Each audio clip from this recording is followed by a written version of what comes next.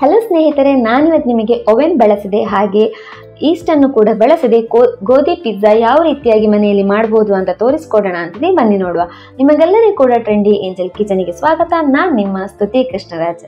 ಒಂದು ಪಾತ್ರೆಗೆ 2 ಕಪ್ ಆಗುವಷ್ಟು ಗೋಧಿ ಹಿಟ್ಟನ್ನು ಹಾಕೊಳ್ಬೇಕು.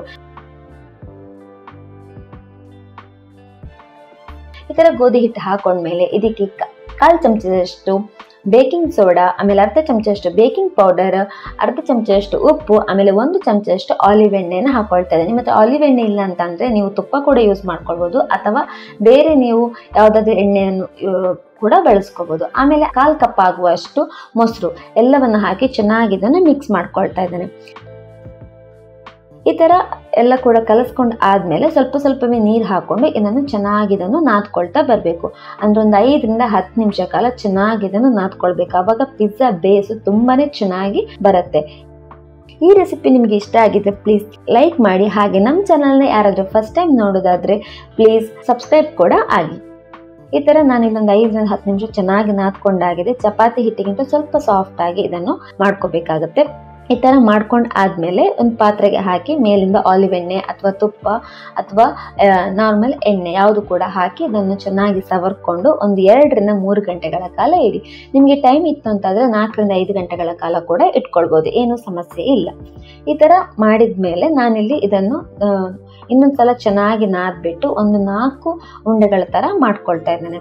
ಈ ತರ ಅಂದ್ರೆ ನಾನು ಮೀಡಿಯಂ ಸೈಜ್ ಪಿಜ್ಜಾ ಮಾಡೋದ್ರಿಂದ ನಾನಿಲ್ಲಿ 4 ಉಂಡೆಗಳ ತರ ಮಾಡ್ತಾ ಇದ್ದೇನೆ. ನಿಮಗೆ ಮಿನಿ ಪಿಜ್ಜಾ ಅಥವಾ ಸ್ಮಾಲ್ ಪಿಜ್ಜಾ ಎಲ್ಲ ಮಾಡೋದಿದ್ರೆ ನಿಮಗೆ ಎಷ್ಟು ಬೇಕೋ ಅಷ್ಟು ದೊಡ್ಡಗೆ ಮಾಡ್ಕೋಬಹುದು. ಬೇಸು ತುಂಬಾನೇ ತೆಳುವಾಗಿ ಬೇಡಲ್ಲ, ಅದಕ್ಕೋಸ್ಕರ ಸ್ವಲ್ಪ ದೊಡ್ಡ ಗಾತ್ರದ ಉಂಡೆನೆ ಮಾಡ್ಕೊಳ್ತಾ ಇದ್ದೇನೆ.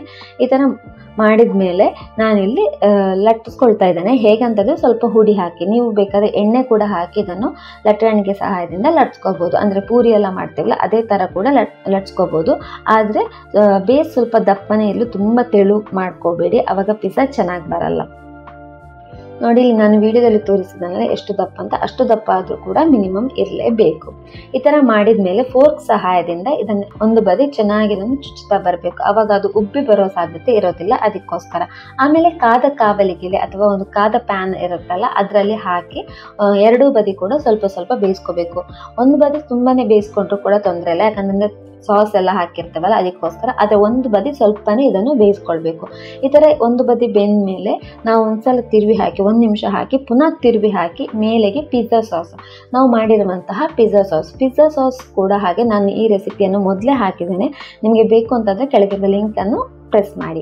ಈ ತರ ಪಿಜ್ಜಾ ಸಾಸ್ ನಮಗೆ ಎಷ್ಟು ಬೇಕೋ ಅಷ್ಟನ್ನು ಹಾಕೊಳ್ಬಹುದು. ಆಮೇಲೆ ನಮಗೆ ಬೇಕಾದಂತಹ ತರಕಾರಿ, ಯಾವ ತರಕಾರಿ ಕೂಡ ಟಾಪಿಂಗ್ಸಿಗೆ ಯೂಸ್ ಮಾಡಬಹುದು. ನಾನಿಲ್ಲಿ ಕ್ಯಾಪ್ಸಿಕಮ್, ಆಮೇಲೆ ಈರುಳ್ಳಿ, ಆಮೇಲೆ ಪನ್ನೀರ್, ಆಮೇಲೆ ಕಾರ್ನ್ ಇದನ್ನು ಯೂಸ್ ಮಾಡ್ತಾ ಇದ್ದೇನೆ. ನಿಮಗೆ ಬೇರೆ ಬೇಕು ಅಂತಾದ್ರೆ ಬೇರೆ ಕೂಡ ಯೂಸ್ ಮಾಡ್ಕೋಬಹುದು. ಆಮೇಲೆ ಗ್ರೇಟ್ ಮಾಡಿದಂತಹ ಚೀಸ್ ಅನ್ನು ಸ್ವಲ್ಪ ಹಾಕೊಳ್ತೀನಿ. ನಿಮಗೆ ಚೀಸ್ ಸ್ವಲ್ಪ ಇಷ್ಟ ಇತ್ತು ಅಂತಂದ್ರೆ ಇನ್ನೂ ಕೂಡ ಜಾಸ್ತಿ ಹಾಕೊಳ್ಳಿ. ನಾನಿಲ್ಲೊಂದು 2 ರಿಂದ 3 ಚಮಚ ಆಗುವಷ್ಟು ಚೀಸ್ ಅನ್ನು ಹಾಕೊಂಡಿದ್ದೇನೆ. ಆಮೇಲೆ ಮುಚ್ಚಿ ಒಂದು 5 ರಿಂದ 10 ನಿಮಿಷ ಚಿಕ್ಕ ಉರಿಯಲ್ಲಿ ಬೇಯಿಸ್ಕೊಳ್ತಾ ಇದ್ದೇನೆ. ಯಾಕಂತಂದ್ರೆ ಒಂದ್ ಸ್ವಲ್ಪ ಬೆಂದಿರೋ ಕಾರಣ ಎಲ್ಲ ಕೂಡ ಸ್ವಲ್ಪ ತರಕಾರಿಗಳೆಲ್ಲ ಬೇಯೋ ತನಕ ಇದನ್ನು ಬೇಯಿಸ್ಕೊಳ್ತಾ ಇದ್ದೇನೆ. ಆಮೇಲೆ ಪಿಜ್ಜಾ ಕಟ್ಟರ್ ಸಹಾಯದಿಂದ ಇದನ್ನು ಕಟ್ ಮಾಡ್ಕೊಳ್ಬೇಕು.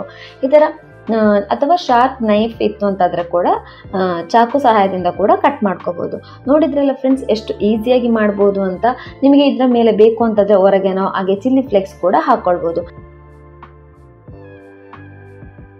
ಈ ರೆಸಿಪಿ ನಿಮಗೆ ಇಷ್ಟವಾಗಿದೆ ಪ್ಲೀಸ್ ಲೈಕ್ ಮಾಡಿ, ಶೇರ್ ಮಾಡಿ, ಹಾಗೆ ಸಬ್ಸ್ಕ್ರೈಬ್ ಆಗೋದನ್ನು ಕೂಡ ಮರಿಬೇಡಿ. ಧನ್ಯವಾದಗಳು.